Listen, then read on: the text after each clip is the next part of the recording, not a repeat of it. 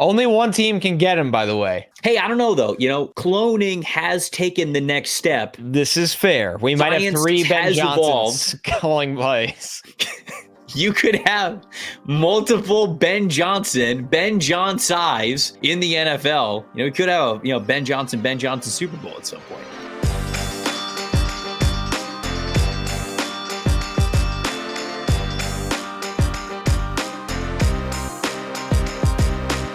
Welcome to the opening bell of the NFL Stock Exchange podcast. I'm Trevor Sikkema. That is Connor Rogers, joining you on a very special episode where we are kicking off our Fix Your Franchise series with the Carolina Panthers. And if it sounds like there's an echo in here, it's because this is the team that kicked off the Fix Your Franchise series last year, almost a year, a little over a year to the date. I went back and I looked to see, what team did we start with? When did we do the Carolina Panthers? Oh, yeah, they were the first team that we did for this series. And people who have been listening to this podcast know that we generally will do a Fix Your Franchise for teams once they fire their head coach, because then you get into the potential head coach options and what direction they're going to go and all that kinds of good stuff that we're going to do here on this show. But it's got to start with a major change normally when a head coach gets fired.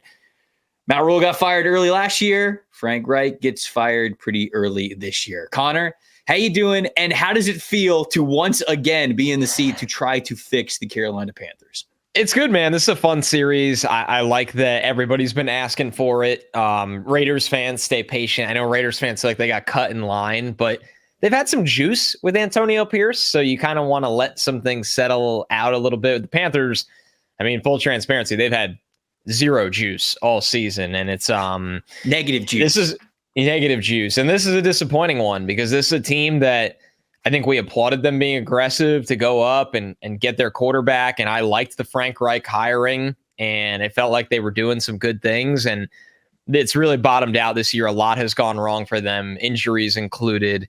So this is an exciting series for us where we get to put our team builder hats on. And I think it's also, even if you're not a fan of the Panthers, what I can't stress enough during these episodes, you will now go into the draft knowing so much about the offseason teams. And I know the Panthers don't have their first overall pick to the Bears, but if they're picking at 33, that matters a lot. How they're spending money, who they're hiring. They have a man in David Tepper that has billions and billions of dollars and can throw that money around to hire a head coach with a lot of power. So these are great previews, not just for the team, but for the draft and the league and the offseason as a whole. Yeah, so we hope these episodes do. We take a really deep dive into the situation of one team, but in doing so, we're going to tell you how they got here. We're going to tell you about the head coach that was there and now isn't. We'll talk to you about the general manager in the front office. We'll talk to you about the owner. We'll talk about the reasons why it didn't work overall, but then we're going to get pretty deep into where this roster is, a free agency outlook. So we'll talk about a lot of potential free agents. Of course, we will have a lot of guys that we will bring to the table for the coaching carousel. And if you're a fan of a team that's looking for a new head coach, you're going to learn a lot of information there as well before we get to your episode of Fix Your Franchise. And then as we do with all of these series, we will end this episode with a mini team-specific mock draft. So for the Panthers, they don't have a first-round pick, so we're going to extend it. Normally, we do a 3-round mock for teams. We're going to go to 5 because that'll give us 4 picks to work with for Carolina. But that's kind of what this is shaped up to be, and hopefully everybody can learn something from it and really enjoy these deep dives. Connor, where do you want to start, man? Obviously, the news breaks of Reich, and I think that we can give the entire background. I don't know if you want me to give a little bit of a background before you get to some opinion of kind of what happened, but let me know. How do you want to start this thing? Right. I think we start with the background and talk about who ultimately could be leading this team or should be leading this team, because I think when you go in the order of the offseason, that's where it starts, right? We know how fast the coaching cycle moves. We've already heard from David Tepper, who briefly spoke to the media. I think it's stunning that 10 games in, right, 11 games in, Frank Reich's tenure in Carolina is already over. It leaves so many questions for Bryce Young. So no matter where we go right now, Trevor, it all starts with the hiring of the coaching staff, which it looked like they had a promising one that they got last year. It didn't work out. That matters so much because we know David Tepper's not going anywhere. We know Bryce Young's not going anywhere. Who is going to be guiding these guys to hopefully future success is where it all starts. Yeah, and let's just break it down. I guess let's just jump into it. How we got here and what the situation is with Reich and where Carolina is at this point. So Frank Reich's tenure with the Carolina Panthers. He was a longtime offense coordinator. He was the Chargers before it was the Eagles. Then, of course, he had that head coaching stint, 5 seasons with the Indianapolis Colts that didn't end the way that they wanted, obviously, and it was kind of going downhill, and that's why you move on from them. Carolina jumps on it, and I think that Carolina felt like they, I don't know if hit the gold mine is, I don't know if it was exactly that, but they found a guy who has been around the NFL for a long, long time. Frank Reich has been a coach in this league and around this league as an offensive coordinator, as a head coach for a while now. He was coming off what was obviously a disappointing stint with the Indianapolis Colts, but remember where Carolina was a year ago. They're moving on from Matt Rule, who they gave a massive, fully guaranteed $7 million or 7-year contract to, that they fired him. It was just 2 and a third games into that 7-year contract. And I think they were really gun shy about that, right? And I think that was kind of something that really spooked them, because Matt Rule certainly sold them on, I'm a program builder, right? He rebuilt Temple. He rebuilt Baylor. He was a culture builder, and Carolina was in desperate need to turn that around. And I think that they really believed that they hit it big with Matt Rule. And when it fell flat on their face, they were probably looking at the situation thinking, we have to get an NFL guy, right? We hired in Matt Rule, we hired a guy who was clearly a college coach, a college CEO, but the pros is a different level. And it clearly just did not work out for him there. With Reich, he had so much familiarity with the league. I think that they thought they hit it big. They nailed it. They got a guy in the building who had all of that NFL experience. He was an offensive mind. They knew that they were about to go and be aggressive for a quarterback. They didn't know where it was going to be. And we'll get into this in trading up for 2 versus trading up for number 1. We'll get to that in a second. But I think they believed that this guy was really the perfect fit for where they wanted to go. They didn't give him the $7 million or 7-year contract, which thankfully, because that one was just overblown. But the stats, as he is now fired, 1-10 in the NFL this year, 0-6 on the road. The first head coach, actually, I read this, but the first head coach since 1970 to be fired in back-to-back seasons as a head coach, because he was obviously fired with the Colts last year, fired from the Panthers this year. He lasted 8 games, which, Connor, that was less than Urban Meyer got. Yeah, that's what's wild. Nathaniel Hackett got 13. Right. Nathaniel Hackett got 15. Right. That's when you stack it up like that, and we'll get to hey, that things weren't great for Reich, even if this is an early timeline, but damn, man, he didn't even get what Urban Meyer got, and that was a circus. That was an absolute dumpster fire.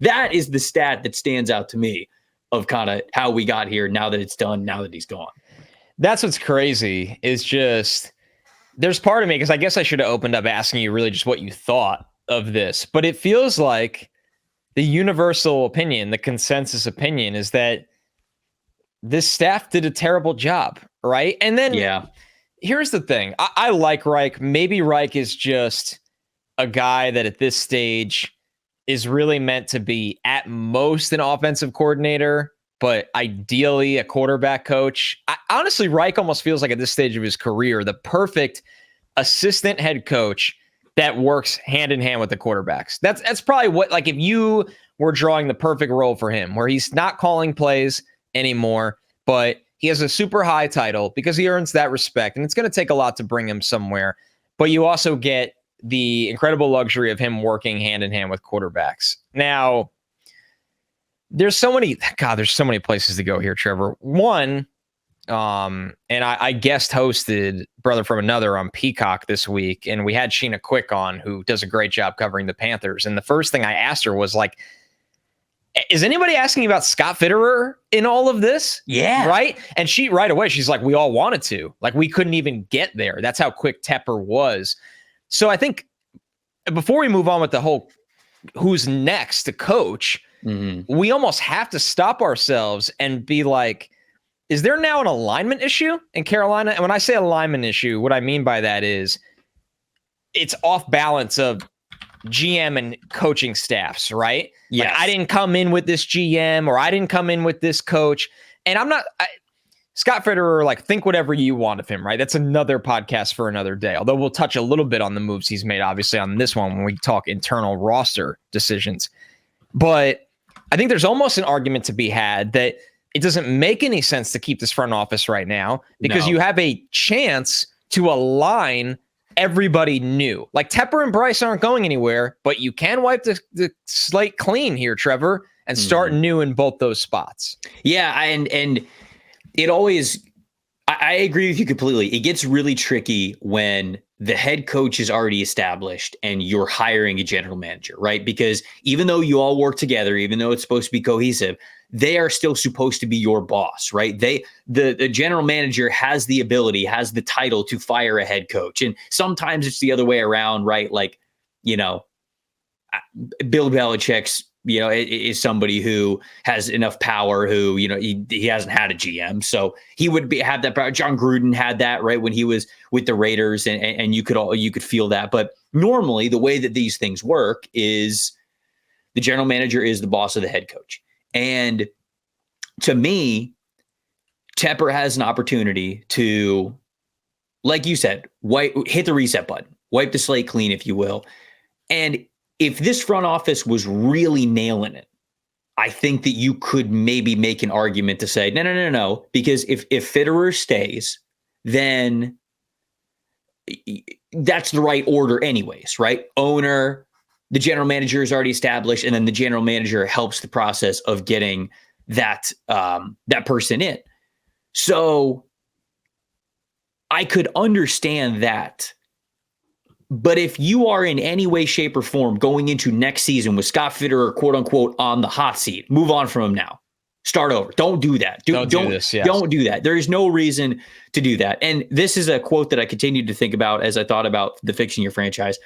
Jeremy Foley, he was a longtime athletic director at the University of Florida. Obviously, I know of him well, being a Gator grad myself. But he had a quote when it came to changing head coaches and making changes. Oh, is it too early? Is the time right? All this. His quote was, "What should be done eventually must be done immediately." And I think that is a little bit of a defense for what we are seeing in Carolina right now. And that would be the case with Scott Fitterer. And I think it was also the case with Frank Reich, if we want to move on to that, because you mentioned I like the hire too. I really did. But we're 11 games into this thing. And it's so crazy to think that 11 games is enough time to evaluate a guy. But holy cow, it just seemed like things were not only not going in the right direction, like actively getting worse. You hired this guy to be a quarterback guru, an offensive guru, a guy who has been around the NFL so long. And so play calling, decision-making, timeout usage, how you are getting the most out of your young rookie quarterback. Those are the reasons why you were hired. And it felt like every single one of those areas was not only subpar, but like way worse than it should have been.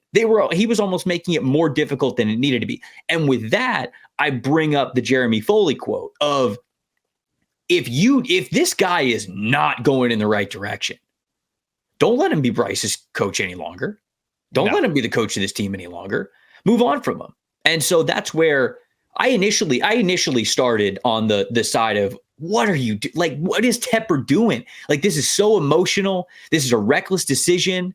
11 games in, you're out of your mind if you're firing this guy. And the more you look into it, the more I certainly said, look, I think it's just kind of a sign of how ugly things are in Carolina right now. But that doesn't mean you hold on to a mistake if you think it's a mistake. So that's where I am. That would be my opinion of it. Exactly. And there's so many almost political things to go down the rabbit hole now on with the Reich and the pick and who made the pick. And because you could, ask yourself, did Tepper force the hand of this pick?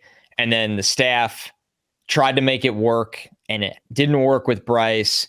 So then you might have some ill will from the staff. And then there's just so much unknown here that's ugly. So I will say this. I have a really good friend in this business, Mike Kay. People listening to this podcast probably know him. He covers the Carolina Panthers. I mean, he's covered the Jags, he's covered the Eagles, he's covered a lot of stuff. Mike's very plugged in. He's a really great beat reporter, really great journalist. And I reached out to him and I was like, hey, do you think that it's real that Reich wanted Stroud, and after they picked Bryce, he has just been so stubborn about it and almost like wanted it to fail?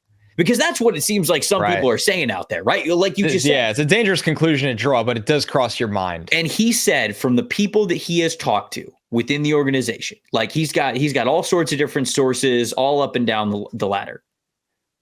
It was unanimous at the time. They wanted Bryce Young. And so that's something that I certainly trust Mike and who he has talked to, because he's a great journalist. And so, is that truth ever going to entirely come to light? They're certainly saying it at the press conferences, but we know a lot of people say things at press conferences that they don't mean.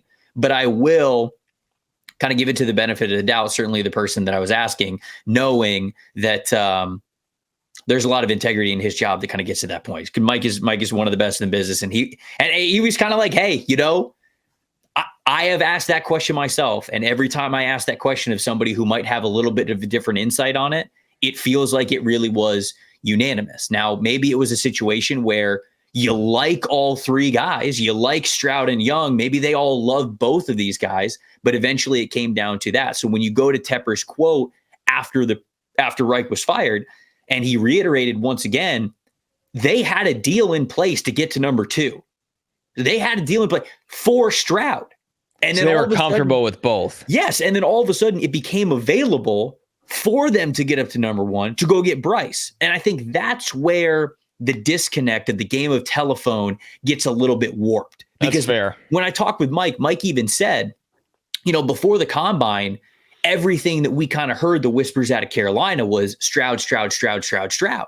And then they make the deal to go up to number 1, and all of a sudden it's Bryce Young. So I think I do believe, maybe this is naive, but I'm trying to follow some good logic here and some good sources.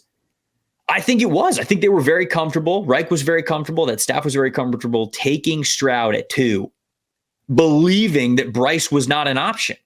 And then once Bryce became an option, then he was there. So obviously wanted to relay that to the people, because the whole reason I reached out to Mike about it was to say that here on this show as we're kind of fixing this team here. So that's kind of what I had learned after reaching out to Mike about it.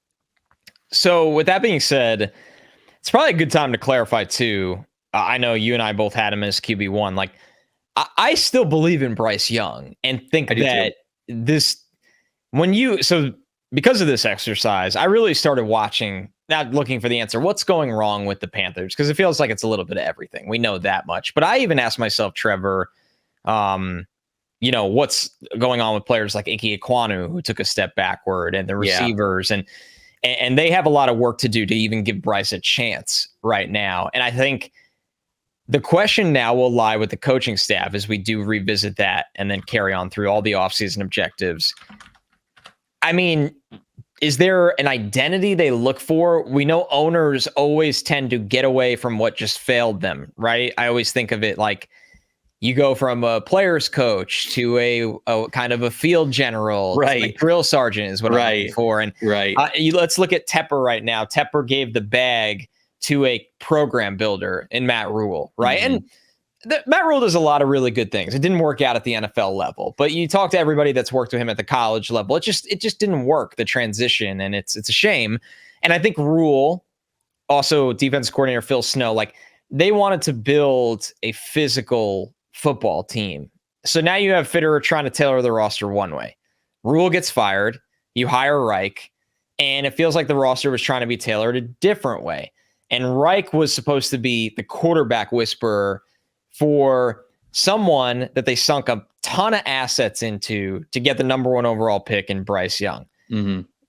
Now, I mean, it almost feels like, because I know a lot of Panthers fans are probably thinking Ben Johnson, right? Get like the innovative offensive mind. I'm not saying that's off the table.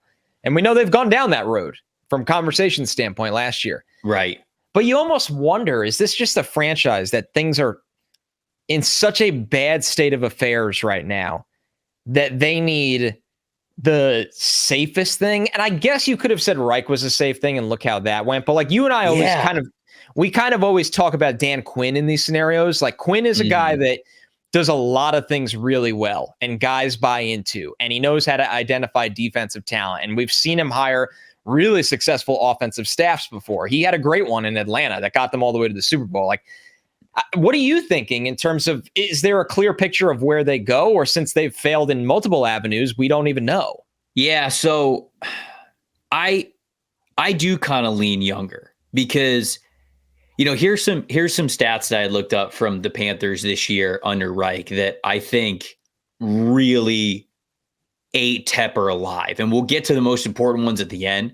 But so this is an offensive head coach. And like you mentioned, somebody who's supposed to be really great at working with young quarterbacks. You got a guy who's one of the best players in college football over the last couple of years. The size and the physical profiles, they absolutely kind of go into how good he was going to be early on. I understand that. But right now, Panthers are 29th in the NFL in NFL touchdown drive percentage. Okay. They've only scored 14 offensive touchdowns this year. Only the Jets are worse. Sorry, Connor. Their offensive line. Shocking. Their offensive line. Would have got that one for $1 million on Who Wants to Be a Millionaire.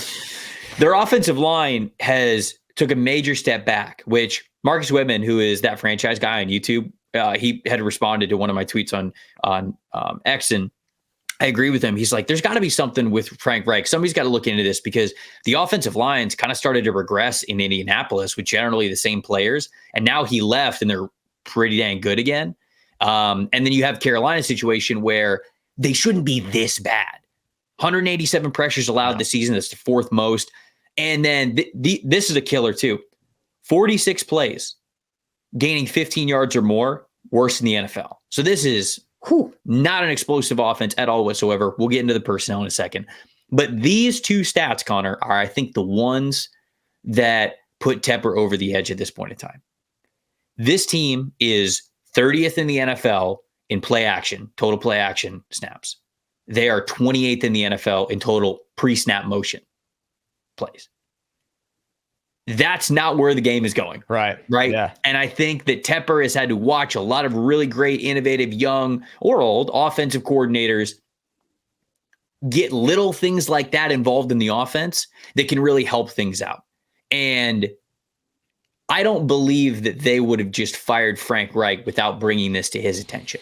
I think they did. And I think that he was still, for whatever reason, not down to do it. And so I think that is the major player here of why you move on when you do. And I think it's going to be a major player in who they end up hiring. And because of that, there's 3 new wave guys right now that I think they're going to be very interested in. Ben Johnson is the obvious one, the offensive coordinator for the Detroit Lions. Only one team can get him, by the way. This is true. We're going to use his name in so many different podcasts. So. If he's ready. He passed on jobs last year. Hey, I don't know, though. Cloning has taken the next step. This is fair. We might have 3 Ben Johnsons calling plays. You could have multiple Ben John size in the NFL.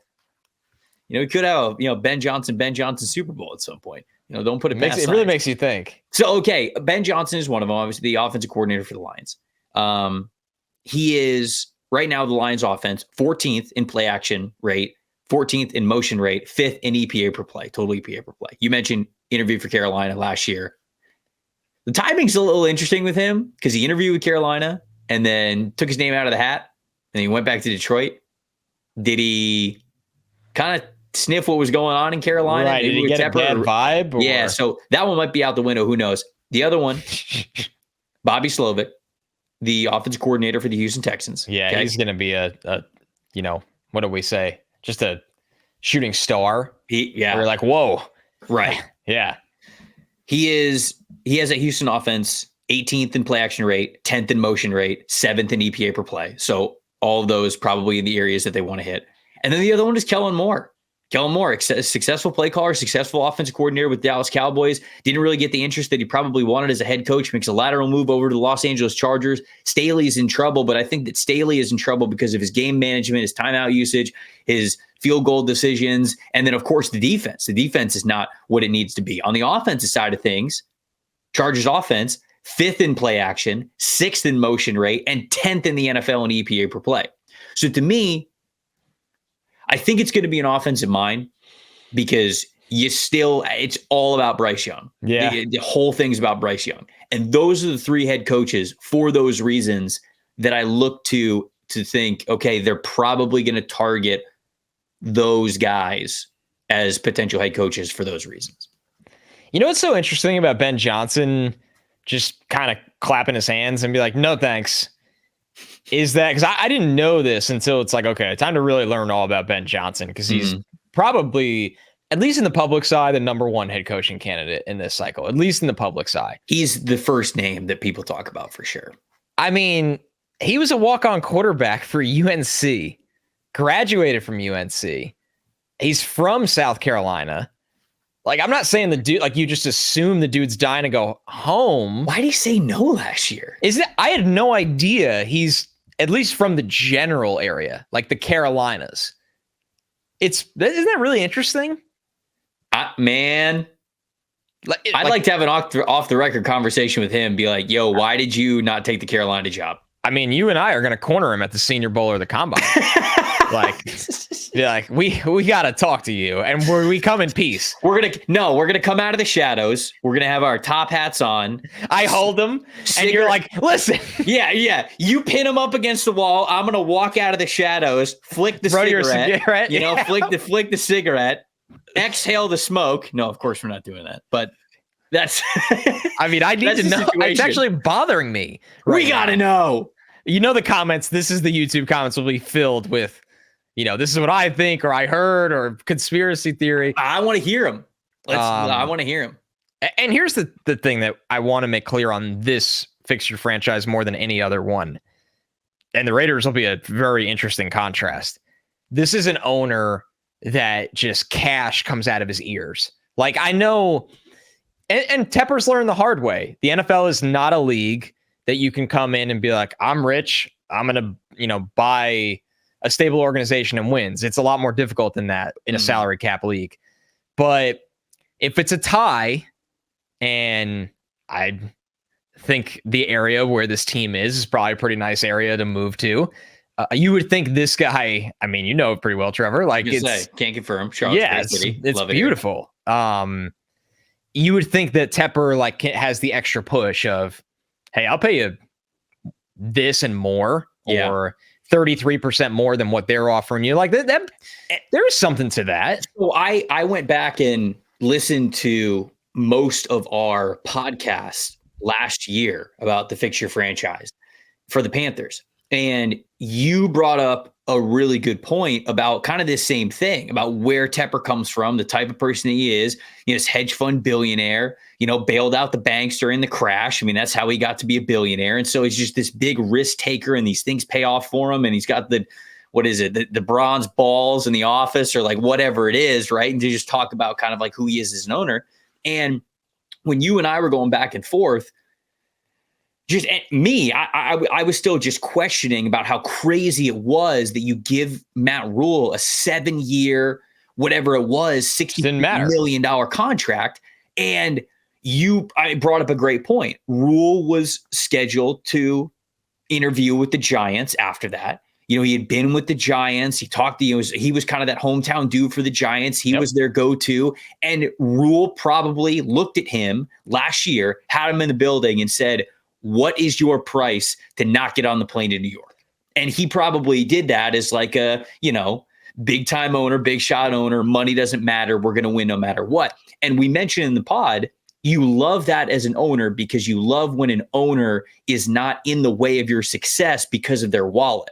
But it's certainly come to burn him over the last couple of coaching hires for that mentality as well.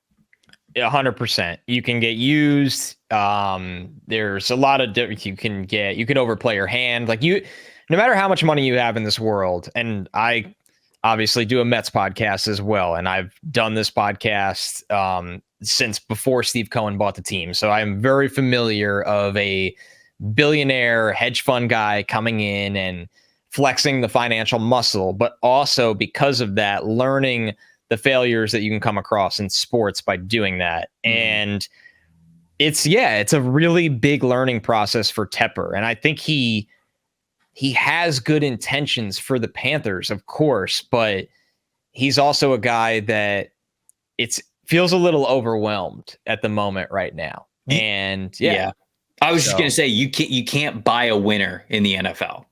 Money matters for sure, but you can't just buy a winner in this league. And I think he's realizing that. The only other two dudes that I had on my potential head coaching candidacy, because I would love to hear if you had anybody else that you wanted to shout out, is just if he goes like the vet way, meaning either Bill Belichick. Right. You have to bring it up. Or this one's a little different, but Harbaugh, right? Like those, totally. To me, those are the two. If they're not going to go with one of these young hotshots, then the only two vets that really make sense, because I don't even think Dan Quinn, I agree that he would make sense for this team. I don't think they're going to consider him. Like, I think they're either going to make a big time splash with Harbaugh, who's been to a Super Bowl before. Now he's, been a national championship type of coach at Michigan, or obviously Bill Belichick, who's one of, if not the greatest NFL head coach of all time. To me, it's either those two dudes or nobody else from the veteran coaching market. I agree. My gut tells me he wants to find the next McVay, right? Like that's my gut. He wants to find, and if he identifies Ben Johnson as that, and he's actually interested this time, then they go that route. If he thinks Slowick is that, right? My gut tells me that's the route that they go. You nailed the open with the stats and being a modernized offense. Because I think I always talk about this on this show. Pressers are generally 98% useless, but if you can find one quote matched with body language, then it's worth it. And I think him claiming responsibility for Bryce maybe gave away a little bit. That if he's saying that publicly and feeling that internally, that weight that Bryce needs to be successful for Tepper's ownership to start to be successful, then you're going to hire who you think is going to bring out the absolute best in Bryce. I mean, we kind of saw in a very different way, but the Dolphins went through this, right? Like Tua was thrown aside publicly in the View, and they found I should have probably said, find the next Mike McDaniel. Because the Sean McVay example almost seems outdated at this point. I mean, dude won a Super Bowl, so it's no slight against Sean McVay, but it looked like everything was wrong with the Dolphins, especially with the quarterback that they drafted. And then now you have Mike McDaniel, and it feels like all that's washed away. Right. So I'm with you. Harbaugh, there's so much there. I mean, Belichick doesn't make sense to me for this franchise because I think Bill is obsessed with the idea, rightfully so, of winning without Tom. Wherever Bill the problem is, and this, I guess I'm getting off topic, but it doesn't matter for the Panthers conversation. Like, this might sound insane, but how many spots are really there for Bill Belichick? He's under contract, so the cost of getting him is, keep in mind, folks, like you might be talking 2 first-rounders for Bill Belichick. Yeah, he makes a ton of money. It's not reported, but he makes a ton of money every year. I mean, this doesn't feel like the right fit for where the Panthers are for either side. I don't know if it'd cost 2 firsts at this point because of how bad they've been over the last couple of years, but it's still Bill Belichick. So coaching value chart, like it doesn't exist. You don't really know what somebody's worth, especially an unprecedented winner in Belichick. So yeah, I want to be clear. I wouldn't get Bill Belichick or Jim Harbaugh. Neither would, not for this team. Panthers. I'd pick someone else. I really would. I don't know if Belichick would want Bryce anyways. So I would go with one of the younger examples that I gave. Like at this point, I feel like Tepper would go after Lincoln Riley before he'd go after, like some of these other like veteran dudes. And I know that that's kind of all right. Now we're getting into the Matt Rule territory, but I think Tepper wants to put up points. I think he's watched this Carolina team play with really bad stopgap quarterbacks, Teddy Bridgewater, Sam Darnold, Baker Mayfield, Buccaneer legend, all due respect. Those were their 3 quarterbacks before it was Bryce. So I think Tepper is sick of it. I think Tepper wants to light up the scoreboard. I think he wants to pay the electric bill out the ass to just have as many points as possible for that scoreboard to light up as bright as possible. And so to me, I think that's why one of those younger hotshot offense coordinators makes more sense. And then, yeah, if you're going for almost like a big splash somewhere else, I'd put Lincoln Riley above that for above the other guys that I named, just because I think that's where Tepper's coming from. But any other stats or coaches or anything before we move on to some off-season salary cap situation, mini mock draft, all that? Yeah, let's jump into that for sure. I think it's time to talk about the actual state of the roster. Well, before we get to that, what it's more time to talk about is securing your family's financial future with our friends over at Fabric by Gerber Life. This time of year, it's all about getting that list together. And the most important thing on that list should always be your family's financial future. Fabric by Gerber Life makes it quick, easy, and affordable to protect your family so you can get back to enjoying life. It was designed by parents for parents to help you get high quality, surprisingly affordable term life insurance policies in less than 10 minutes. They got flexible policies that'll fit whatever your family's budget is, with quality policies like $1 million coverage for less than $1 a day. Get your personalized quote in just minutes and then apply when it is convenient for you, all online and to your schedule. You can go from start to covered in less than 10 minutes with no health exam required. Join the thousands of parents who trust Fabric to protect their family. Apply today in just minutes at meetfabric.com/stock exchange. That is meetfabric, MEET, fabric.com/stock exchange. Policies are issued by Western Southern Life Assurance Company, not available in certain states. Prices subject to underwriting and health questions. All right. Now that we have our picture of the direction of where this team needs to go, what we think the next steps need to be, general manager, head coach. We didn't give general manager candidates because, Fitterer's still there, but Brad Spielberger has a great article over at pff.com highlighting some potential new GM candidates. You guys can go read over there to pair kind of what you're hearing here on this podcast. So, Connor, when you look at this roster, let's talk about it.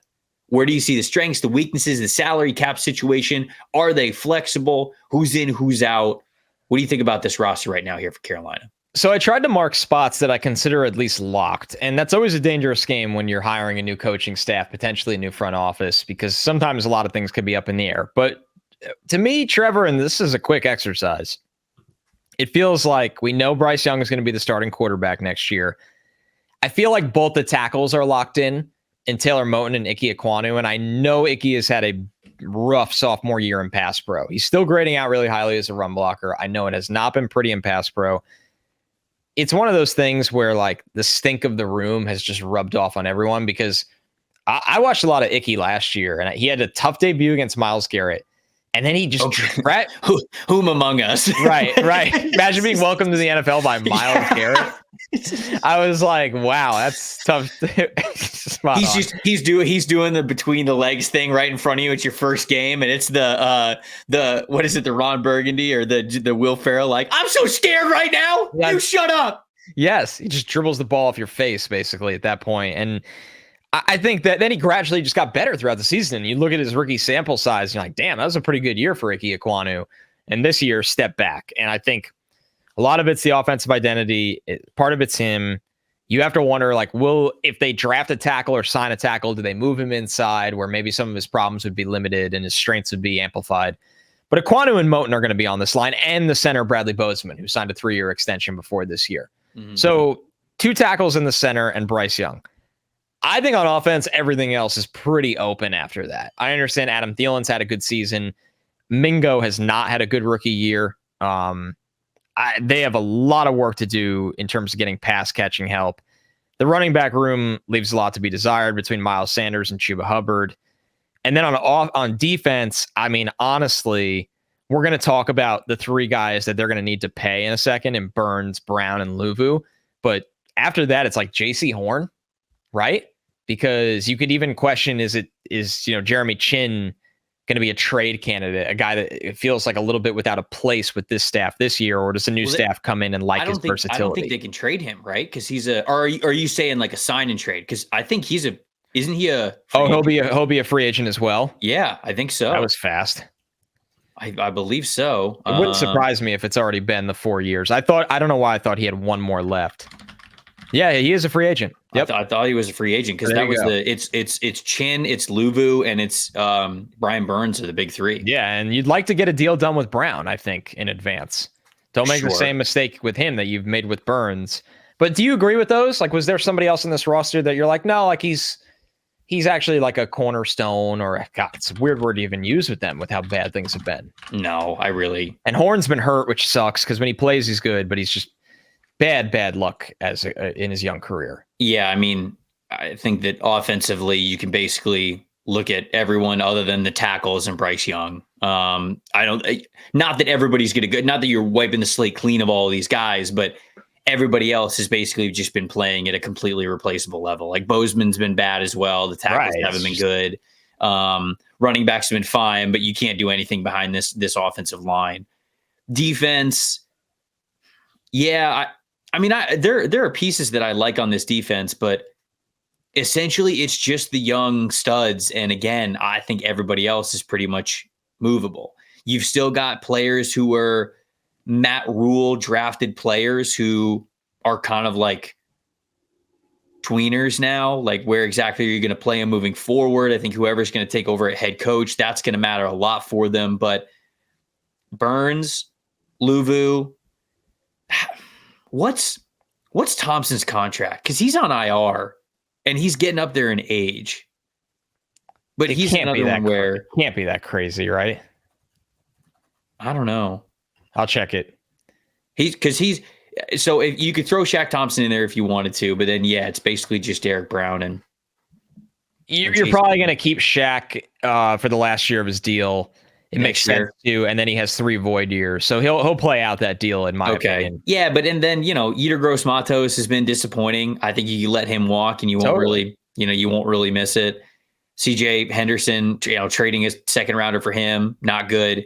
DJ Johnson, their rookie, has been disappointing. Marquise Haynes is kind of a specialized pass rusher. So is Mari Barno, but those are kind of like those are players that you draft when you already have pieces in place to go like, okay, we're going to put you in a specialized situation and you're going to take us over the top. And it feels like now they have to ask more of those players, and that's not really their role. So no, I don't see a lot of cornerstones on this team, but even with that being the case, you've got enough young players on your defense to basically say wide receiver and interior offensive line.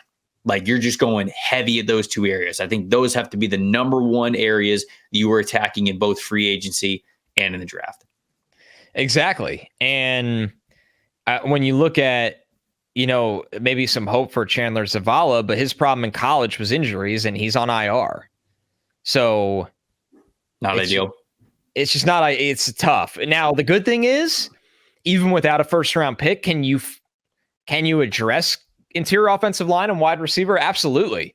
It's one of the places that look at this NFL season. I mean, Puka Nacua, Rashee Rice, Jaden Reed, like I can keep going for hours. There's millions of wide receivers outside round 1 that help out. And the same could be said for guards like Steve Avila on the Rams. So that's a glass half full approach, is that some of their big needs, they could still find a way to get things going in this offseason without that top pick. I agree. When we're gonna do a new mock draft with the 2 of us together, but I was looking over some mock draft scenarios before we started this podcast. And normally when I've done regular mock drafts, like all 32 teams, when I get to Carolina at the beginning of the second round, I almost always give them a wide receiver because the need is just so desperate every single Sunday. You see the lack of separation, the lack of go-to player, the lack of alpha on that team. I always have given them a wide receiver.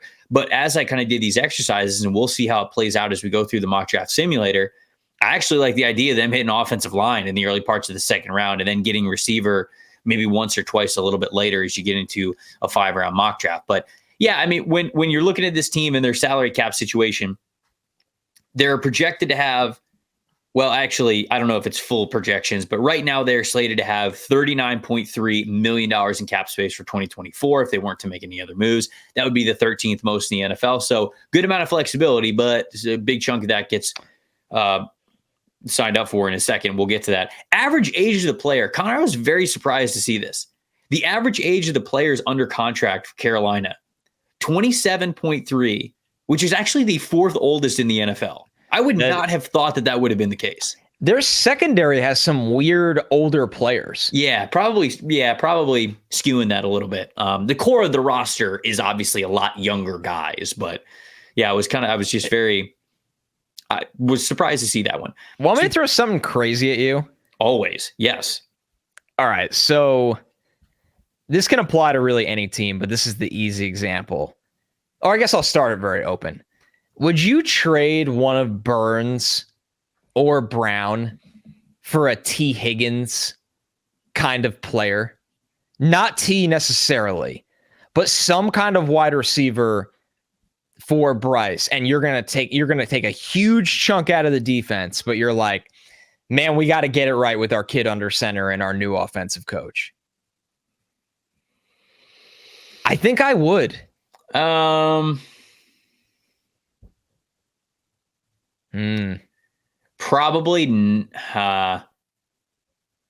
So contract obviously goes a long way into this, right? Because I'm thinking about T. Higgins' contract and what he's going to get paid. It's pretty similar to what you're going to tag Brian Burns for, right? That's exactly where my head is at. And Brown's not going to make quite that much, certainly, but. See, I don't think the Bengals have 2 pass rushers under contract. So that's why I'm saying like T. Higgins is an example of the player, but I'm keeping this open to a lot of teams. Yeah. So like Jalen Waddle, like, would you do it for Waddle? Not that that's a scenario. But once again, you're still throwing out. Yeah. Waddle's been banged up this year. I'm not saying they're looking to trade him, but that's what you're looking for. You're just saying like that type of a player. Yes. Because you can get a good, reliable wide receiver outside of round 1, but I'm talking about like a difference maker. I know. And you're talking about an established NFL guy. Exactly. The answer would still be no for me, because to find a difference making edge rusher like Brian Burns is, and to see where Derek Brown has been ascending to as of late, I think it's harder to find impact players at those positions than it is wide receiver. And you could get really good wide receivers on rookie deals. You just mentioned, Puka Nacua, Rashee Rice, like what we're seeing from those guys. So it is an interesting thing that I'm kind of toying with in my head, but I think my answer would still be no, especially since to get an established wide receiver like that, they're probably commanding a lot of money because the wide receiver price tag has gone up so much over the last couple of years. So. And it's not as easy as like, just go sign Mike Evans, because someone like that is going to have a ton of interest. Like you just go play for a contender if he even leaves the Bucs. Like Chris Godwin is probably the best example of what you're talking about here, right? That's a perfect one, because he's tough young. Year for him. He's 27. The Bucs need a pass rusher. Do you swap Brian Burns for Chris Godwin? That's a perfect one. I don't think I do that. Though. I don't think either team does. No, actually. I don't think I don't think I do that. But it's interesting. I like that you threw that out there. It's interesting. Last one, because I could do this all day. Captain America. It's truly sickening stuff. Do you package someone? Say you really like. I wouldn't wave the white flag on Icky. That's just dumb. No. Package someone. I don't know. Or do you package a 2025 second round pick with pick 33 to go up in round 1 to get a Keon Coleman Roma Dunze? Are you speaking my language now? I think that's my favorite option if you really need a wide receiver. I like that option better. Dude, there's not a lot of avenues for this team this winter. Those guys are going to go early too. Like I think Keon and Rome both go in the top 14 of the draft. I think Marvin Harrison Jr., Malik Neighbors, Roma Dunze, and Keon Coleman. Coleman, I'm actually the coldest. Lukewarm? I would have more reservations about Coleman going in the top 20 than the other 3 guys, but I think the other 3 guys are going top 20 for sure. I think there's a realistic scenario where they all go top 12. Yeah, me too. But Coleman's the one where it's like, okay, big contested catch dude. I think he's going to test well, but also just like doesn't separate well. How high is a team going to draft that guy? I still think it's probably like in the top 25, but that's one where if Coleman falls and you love him, which for Carolina, that's actually kind of funny because nobody can separate on the team right now. And Coleman does struggle with that a little bit. Yeah, you need more of a wide receiver like DJ Moore. They need, I mean, if they had the opportunity, you know what? I'm going to fire up Tankathon. You made me do it. Now I'm opening up Tankathon. He's doing it to him. Okay, let's say Malik Neighbors is somehow on the board still. And the Rams are picking at 14. That, I think, is the player that you go up for that makes a difference for your roster right now. That's an elite separator, an elite route runner type of guy. He wins with that sort of route running and separation, and that is something that just Carolina does not have right now. So, like, even Rome, I like Rome a lot, but Malik Neighbors is my number one player, obviously, other than Marvin Harrison Jr. You're not going to get high enough to pick him. Neighbors, to me, is that dude where if he starts falling a little bit, that's the wide receiver that I'd go, okay, now let's talk. Let's get on the phone. Let's see what other teams would want. Is it a third? Is it a second? We go up and get this dude, and he could be immediately wide receiver 1 for us. Yep. So anyways, so like kind of getting back to wrapping up the salary cap situation, because I do want to get into a mock draft. We'll play with that scenario and so much more. There's not a lot of free agents that I think they're going to be able to go for because you've got 39 mil to work with. Like effective, like counting all the... They're not going to let Brian Burns walk. They're not going to do it. So at the very least, they're going to tag Brian Burns. If you tag Brian Burns, it's about 23, 24 million. That's going to be on the cap right away. So you'll have 15, 16 left. And then you got Luvu, you got Jeremy Chin. You obviously have a lot of other guys on your roster that you just have to fill out because it's not like you could just let everybody walk. You have to get someone back for them. There's somebody who has to play on the team. So I don't know if they really have a ton of cap space to work with. Interior offensive line player that it would be a major difference maker. Connor Williams, probably, from how he is playing this year with the Miami Dolphins, but they're probably not going to let him go. Wide receivers. I mean, you're not talking about the top tier guys. You're not talking about guys like T. Higgins, you're Mike Evans. You're talking about guys like maybe Darnell Mooney if you can get him cheap enough because that gives you some speed. Right, you need a burner. Maybe a Josh Reynolds, a Noah Brown who's having a nice season, and those aren't big needle movers, but they're players who will be upgrades in that wide receiver room that wouldn't cost as much. So that's where my mind goes. I don't know if anybody else it stood out to you free agency-wise. No, I think more importantly, if they need flexibility, if an opportunity comes along that they like, it probably benefits them to try to get an extension done early with Brown because then you could fake his cap number. So move a little money, yeah. And it's same could be said for instead of having to tag Burns, getting the deal done. Like Luvu, if they get the extension done, which they should. I mean, the number's not that high anyway, and you'll be able to keep that number really, really low in year one.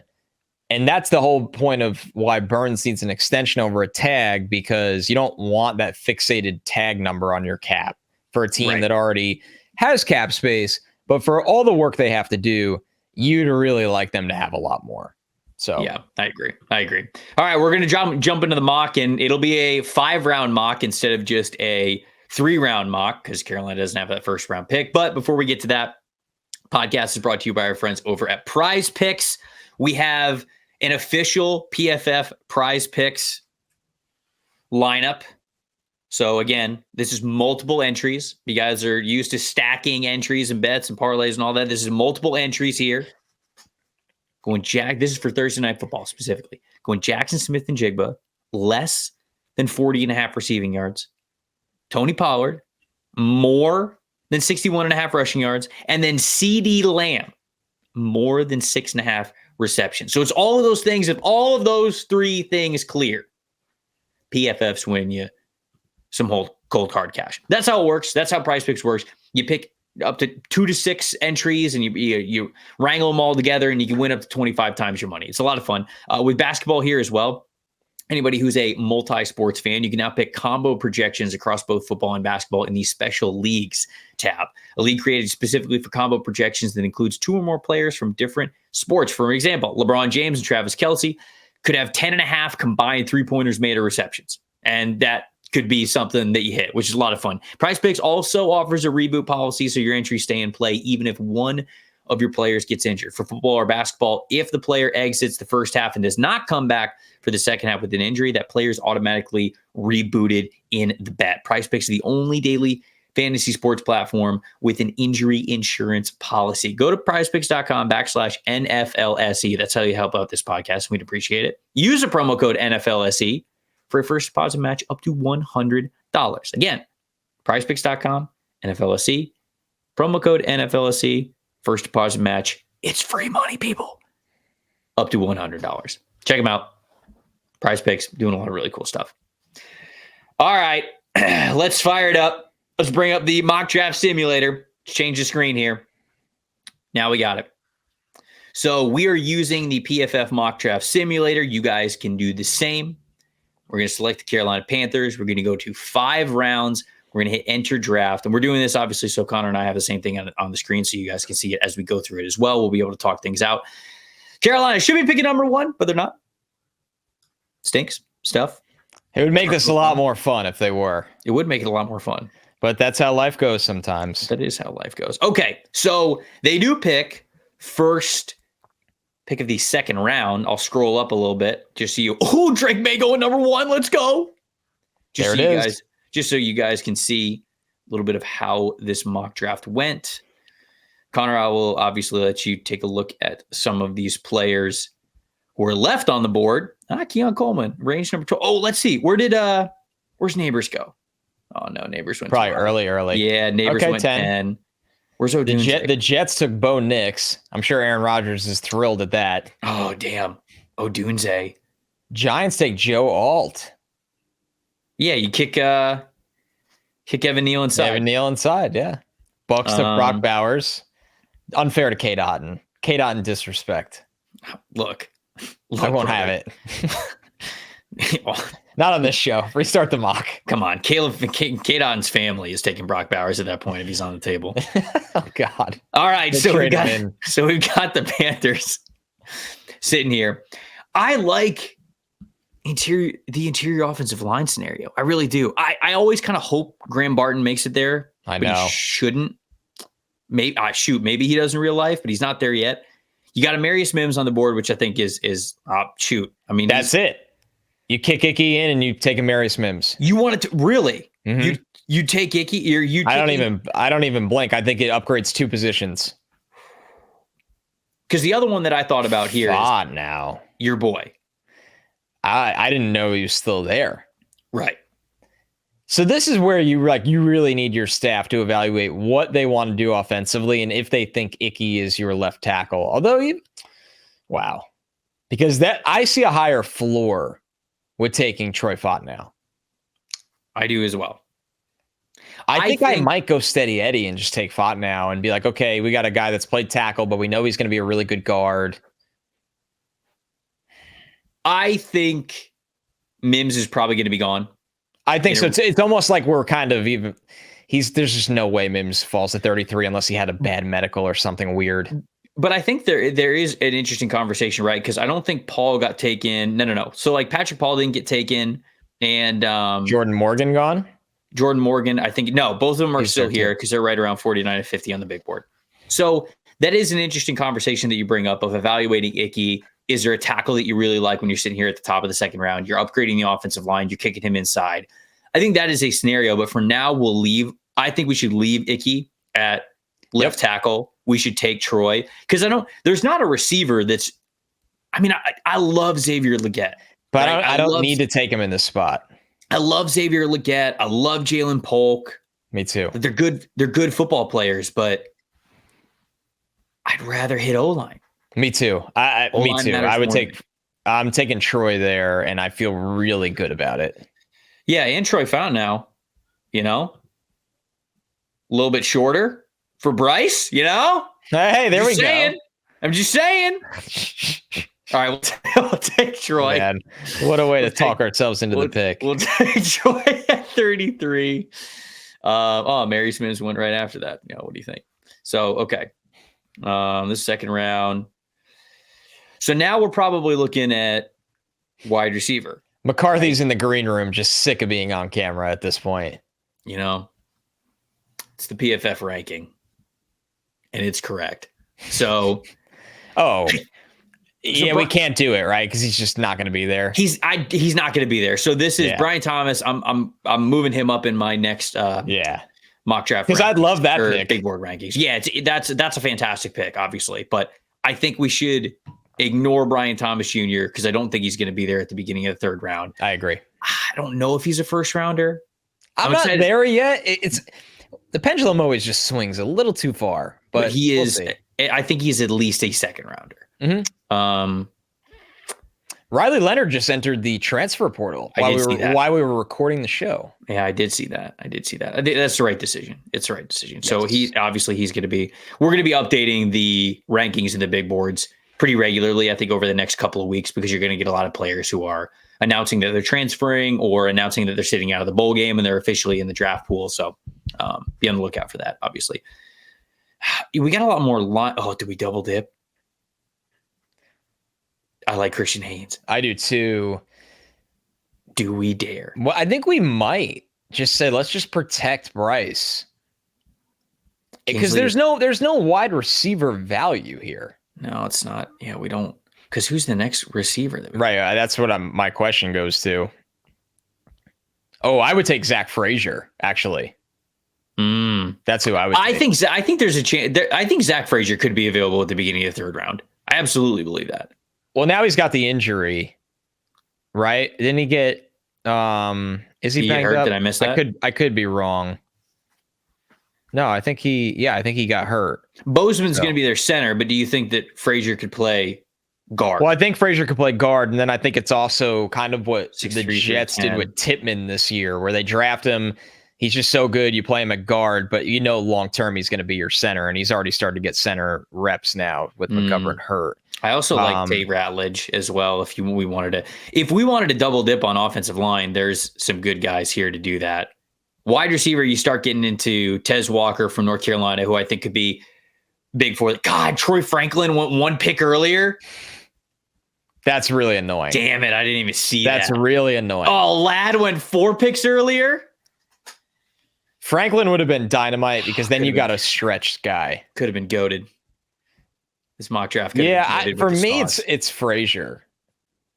In this spot. I just think I feel so good about this offensive line if I make those picks back to back. Now hold on. But wait. Hold on. Let's do a little, scouting, because we don't pick until 101. I mean, maybe Tez Walker's still there. Probably not. I like Torrey Horton. I like Horton. I like Roman Wilson. Burton. I like okay. Well, Trevor, we got value coming up. Okay. All right. I just look. I'm doing. Yeah, gotta play the board. Gotta play the board. Gotta do what we gotta do. Okay, so you want Frazier? You're a Frazier guy. I do, but you need to be David Tepper here. You need to have final say. I can't just make the pick off the rails, and my staff doesn't agree. I like Christian Haynes better. Okay, then we'll go with Haynes because I think both of those dudes can play. Guard and center. Yeah. Haynes is a little bit bigger. No, he's actually a little bit short. He's small. Yeah, he's really small. I don't think he's 313. And Bryce? Smaller center? Well, is there any 5'11" guards? Oh man. I would pick Haynes. Haynes is higher in my rankings. Okay. I would pick Haynes. Okay, so we're double dipping at interior offensive line. I kind of love that. Now we're all over. Kind of love that for us. And now we're going to triple dip with Cedric Van Pran. And it's done. Okay, so Tez Walker did make it. Yeah. Really nice athlete. Yeah, I like that. That's one you feel pretty good about. Yeah, I like Burton as well. I like McMillan. I don't like McMillan. You don't? I didn't like him over summer, and I really tried hard this year. Well, hold on. I like him here. Yeah, that's fine. I think people were talking about McMillan as like a top. I think that's where it got 50 dude. When we did summer scouting, I'm like, what am I missing? Yeah. Roman Wilson just catches everything. I like Roman Wilson a lot. Would you do Roman Wilson or Tez Walker? I feel like this is like choosing between a reliable guy versus a guy that I just see a lot of upside in. Tez Walker, not nearly the route runner he needs to be to succeed at the NFL level. No, he's not. But he's fast as hell. He is fast. Vertical threat, big time. But I think I would take Roman Wilson because Although, do you already have the reliable hands guy in Thielen? Oh, brother, Thielen's 34. I know, right? Yeah, we're not even bringing that up. We're not even bringing that up. No, I'll take Roman. I think Roman Wilson's a really good player. Yeah, I do as well. I like Roman Wilson. Can he be their like poor man's Puka? No, he could be the rich man's Puka. Yeah. How about that? Flip it on its head. All right, Roman Wilson. The Gucci Puka. And then we've got Maserati Puka. Yeah. Porsche Puka. It was right there for you. It was. I talk about just totally missing. All right, so actually we have 2 5th-round picks. Didn't realize that. So we went O-line, Troy Fontenot, Christian Haynes, and then Roman Wilson. Now we're kind of looking at value. Yeah. I like Antoine Power Island as a bigger edge player. Although I guess he's only 242. I think he plays bigger, he plays stronger, but I guess we don't really need that. Cooper Beebe just people get mad. People get really mad at me for that. Man, you really have something to get. It's personal. No, you two have definitely something happened to you guys at a restaurant or something. I promise you, it's not personal. He turned down an interview with Alyssa. That's something happened. That is what happened. To personally insult my family. Yeah, I think Cooper is a really good college interior offensive lineman, man. But I think the feet are slow, and I worry about the length. And those are 2 areas that really concern me. Now, offensive line is one of those. Offensive line, I feel like, is one of those positions where, like, if you are just stout in your technique, strong and tough as hell, you can make it in the league. Yep. And so maybe Cooper Beebe does end up being one of those guys. But I rewatched his film recently, and it's like he's just not a great athlete, and he's not gifted with good measurables. And that's really tough to be a starter at the NFL level when you were behind the 8 ball on both those things. So I think he's a nice, like, mid-round player, like early day 3 type of a player, but I don't know. That's kind of where I am at him. I know I'm way lower on him than it feels like everybody else is, but I gotta speak my truth. There's nothing wrong with that. Man, a little Kyrie Jackson action. Dalen Holker. They do need some corner. They need some corner depth. Young Gronk out here? No, it's not. Every tight end is just Gronk. Young Gronk. Is there a running back with some serious upside here? I think Jaquavius, aka Woody Marks, is pretty dang good, man. Okay. I need to catch up on him for sure. I think he's pretty good. I've probably got him a little too low. I think he's a good athlete too. Up at 210. That's what I'm looking for here. He's been hurt. So if you want to take a flyer on him, we can. That would be the guy here that I would. But we might be able to get a running back really late. Like we might be able to, we're only going one more pick after this. Yeah, it's, 30 picks after? We also need some secondary depth here with Chin leaving, and things haven't been great in that secondary. So overall. We could cheat here, and we could get Mike Samerstill, who him and Tyleik Williams, both these dudes are going way up on the next one. Yeah, I'd rather not. I don't think we could do that. No, I don't think so either.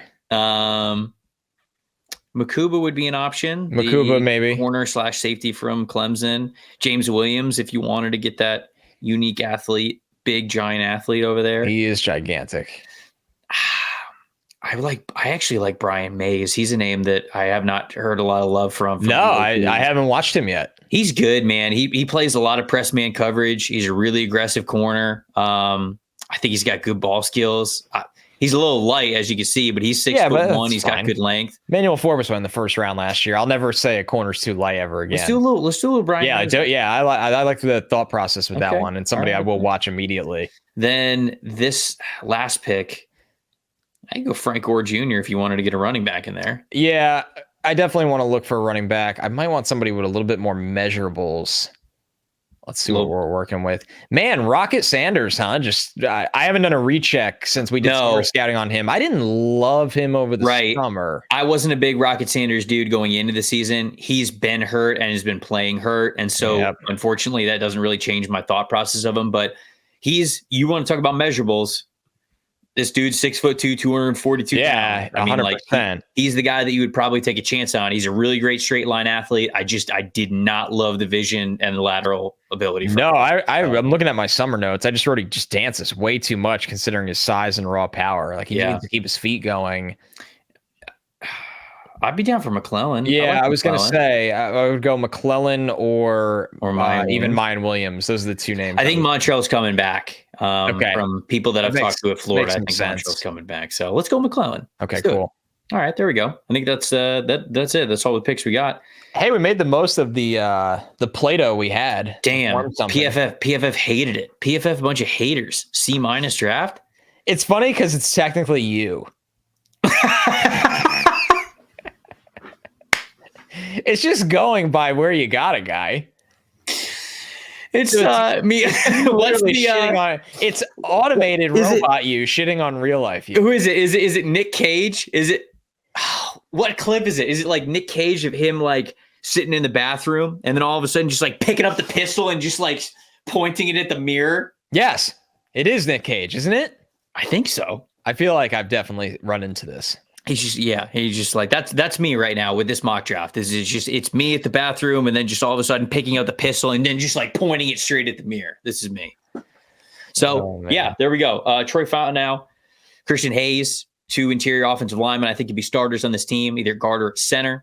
Roman Wilson, I think, is an immediate volume dude in this wide receiver room. Brian Mays is a nice depth press man type of corner. And then Jason excited to watch Mays. Yeah. Get a nice running back here in this running back room. All right, there we go. Just like that, the Panthers are fixed, undefeated. And just like that, yeah, we got who we got at coach. We've got who do we got at coach? We got Ben Johnson. Scott Fitter is probably gone, but then we got that draft haul. Brian Burns coming back on the tag. You're bringing back Frankie Louvu. Let's get Noah Brown in there. So we got Jonathan Mingo, Noah Brown, Adam Thielen, Roman Wilson, Bryce Young. Hopefully he doesn't quit. And then a much, much, much better offensive line. You got to build the trenches. That's the key right there. Let us know. Let us know, obviously, what you guys thought. We would love to hear from you. What you thought about the conversation about how we got to this point with Reich being fired, thoughts on David Tepper, thoughts on Scott Fitterer, whether it was the right move, whether it was the wrong move. Let us know what you thought of our coaching candidates here for this team and some coaching candidates that could be for some other teams as well, the salary cap situation, and of course, the mock draft. Best way to do that, youtube.com/NFL Stock Exchange. Getting in the comments on there is our favorite thing to do, especially when it comes to these podcasts where we are really getting into the nitty-gritty of building these franchises out. We would love to hear from you. If you're audio only, hit us up on X and Instagram at Connor J. Rogers, at Tampa Bay Trade. That is the best way to do that. Connor, got anything else before we get out of here? I do. I've been wanting to say this all show, and I can't believe I almost forgot. We almost did the whole episode without saying it. Okay, now I'm nervous. Keep pounding.